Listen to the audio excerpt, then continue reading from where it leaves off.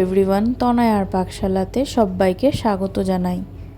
যারা first time চ্যানেলটা visit করছো তাদের কাছে অনুরোধ রইল চ্যানেলটা সাবস্ক্রাইব করো, পাশে থাকা বেল আইকনটি প্রেস করো যাতে নতুন নোটিফিকেশান তোমাদের সামনে চলে আসে।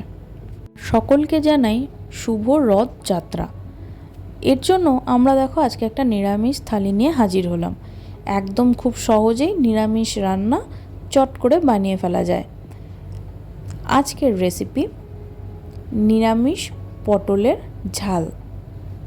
এর জন্য দেখো আমাদের কিছু মশলা লাগছে। নিয়েছি পোস্ত, কালো সর্ষে, সাদা সর্ষে, আর নিয়েছিলাম চীনাবাদাম আর কাঁচা লঙ্কা। এগুলোকে প্রথমে দেখো আমরা শিলনোড়ায় এইভাবে বেটে নেব। তোমরা চাইলে কিন্তু মিক্সার জারেও করতে পারো। পটলগুলোকে দুটো খণ্ডে ভাগ করে নেওয়ার পর যেগুলো মনে হয় দানা পেকে গেছে সেগুলোকে বাদ দিয়ে এইভাবে খোসা ছাড়িয়ে কিন্তু কড়ার মধ্যে ধুয়ে এইভাবে ডাইরেক্ট দিয়ে দিতে হবে। প্রথমে তেল আগে গরম করে এরকম কোনো কিছুই নয়।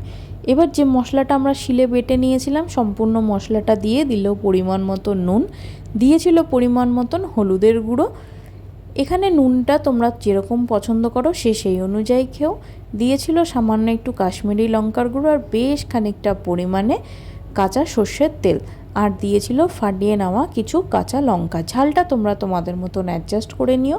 হাতের সাহায্যে এইভাবে খুব সুন্দর করে মেখে নিয়ে ওপর থেকে দিয়ে দিল হাফ চামচ মতন কালো জিরে। এটাকেও কিন্তু আমরা ফোড়নে ব্যবহার করলাম না।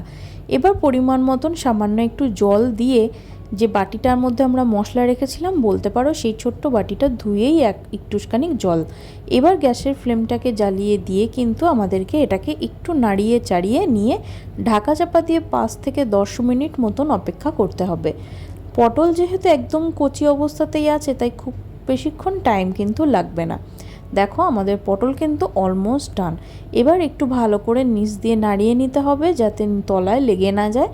এবার মিডিয়াম টু লোতে রেখে কিন্তু আমাদেরকে সামান্য একটুখানি চিনি, যেহেতু এটা নিরামিষ রান্না তাই একটু মিষ্টি মিষ্টি খেতে বেশ ভালো লাগে, উপর থেকে দিয়ে দেওয়া হলো সামান্য একটু কাঁচা সর্ষের তেল আর চিড়ে নেওয়া কিছু কাঁচা লঙ্কা।